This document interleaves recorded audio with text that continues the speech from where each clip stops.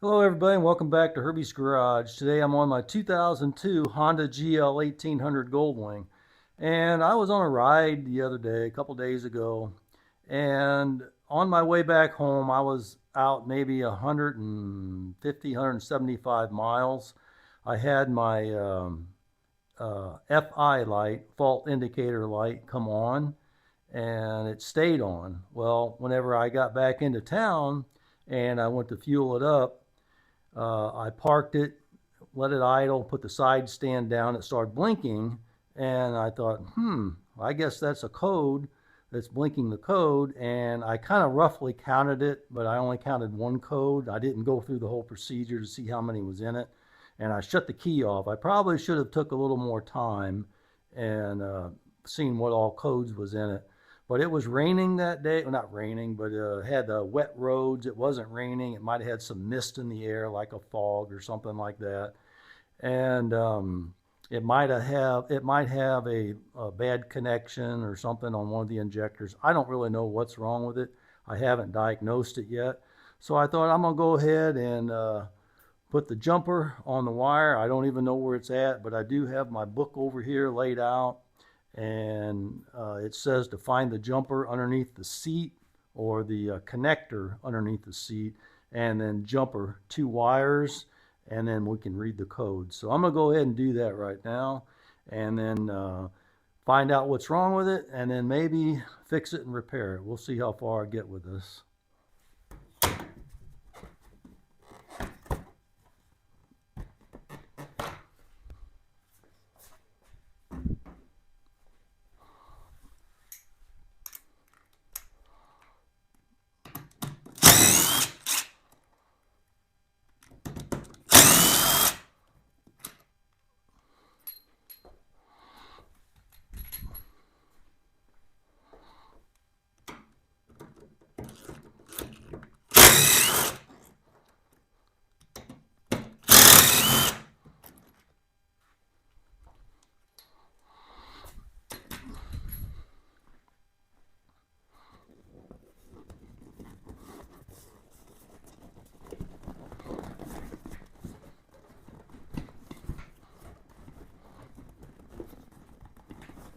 I had a guy tell me in one of the comments that I could just take this back part off, and it makes this seat lift off so much easier.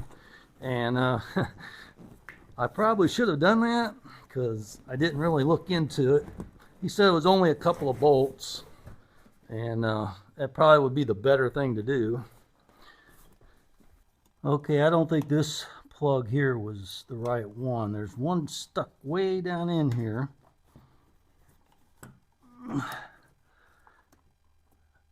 There we go. I think that's the right one. So we'll try jumper in that.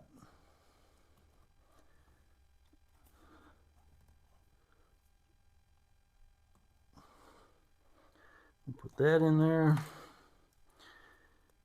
And then we'll take our jumper wire and we'll connect each terminal.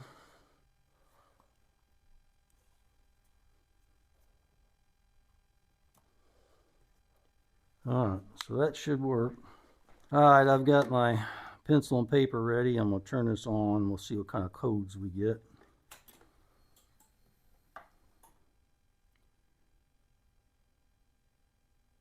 One, 2, 12. 1, 2, 3, 13. 1, 2, 3, 4, 14. 1, 2, 3, 4, 5, 15. 1, 2, 3, 4, 5, 6, 16. 1, 2, 3, 4, 5, 6, 7, 17. 1, 20.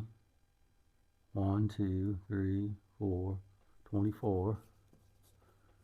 1, 20, 1, 2, 3, 4, 5, 25. 1, 2, 20. 1, 2, 3, 4, 5, 6, 26. 1, 20, 30, 40, 1, 41, 1, I think that was the end. 1, 3, yeah, that was the end.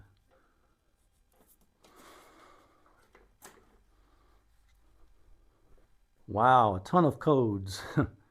I just kind of scribbled. I wasn't really looking where I was writing, so hopefully you can see that. 12, 13, 14, 15, 16, 17, 24, 25, 26, and 41. Oh my goodness.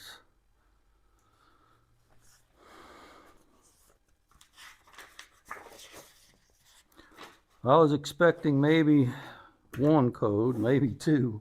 Wasn't expecting all this. So let's see what the codes are. 12, loose or poorly connected number 1 injector connector. Open or short circuit. There's no way that it could be every one of these. So 12 is number 1 injector.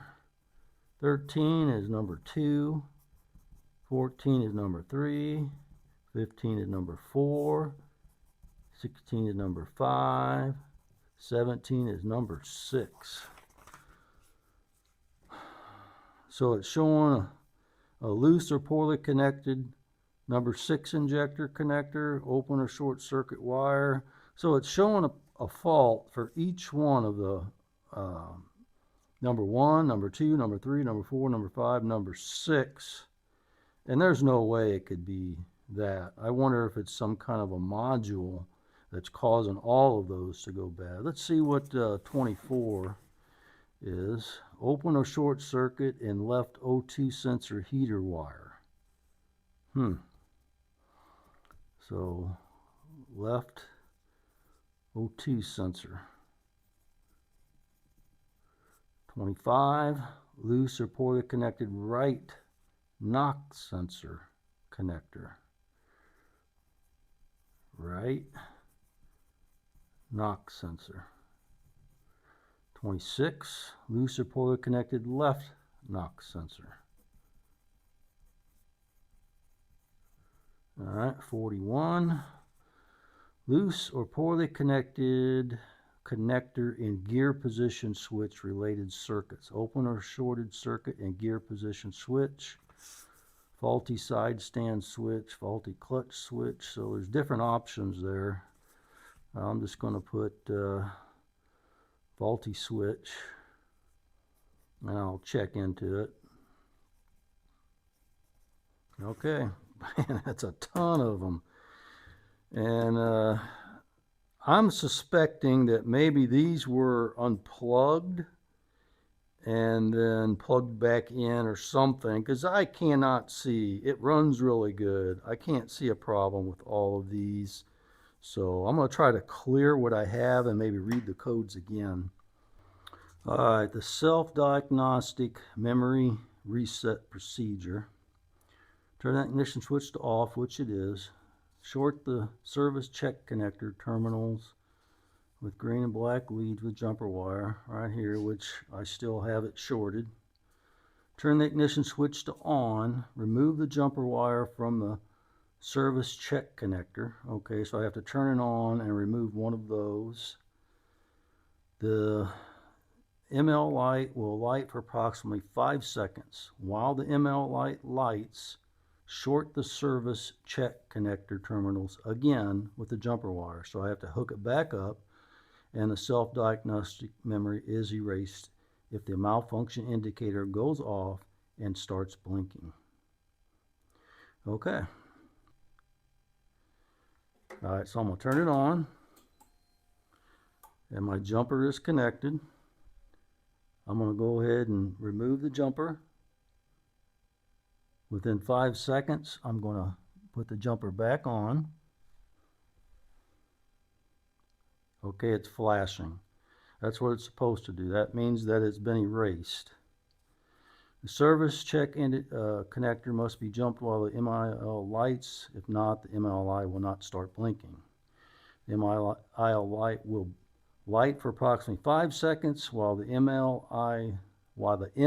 lights. Short the service check connector terminals again with the jumper wire. The self-diagnostic memory is erased if the malfunction indicator goes off and starts blinking. And that's what's happened. So now it's erased. So what I'm going to do is I'm going to disconnect this. I'll leave my terminals in there. It's not going to hurt anything because they're not touching each other. So that'll be good. And I'm going to go ahead and start it up.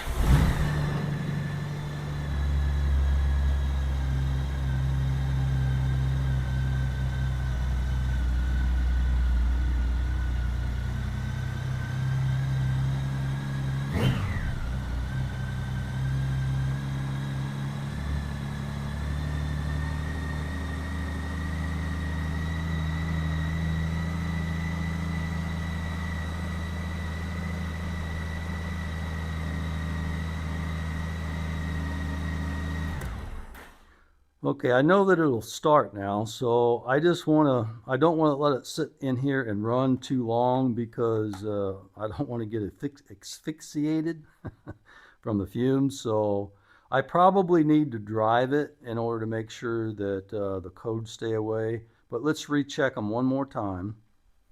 Okay, I have the jumper put back on. I have my pencil and paper ready just in case.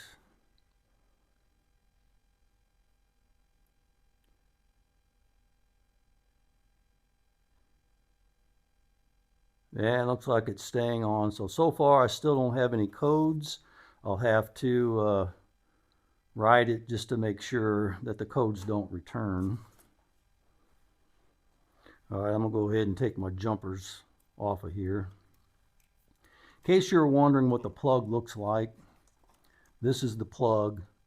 It has a wire on each end. The one in the middle, this is like a triple plug. The one in the middle, it doesn't have anything. The wire color is green, and the other side is brown, it looks like. It might be green with a white tracer, but it might be dirty. It's hard to really tell. I think it's a solid green and brown or tan.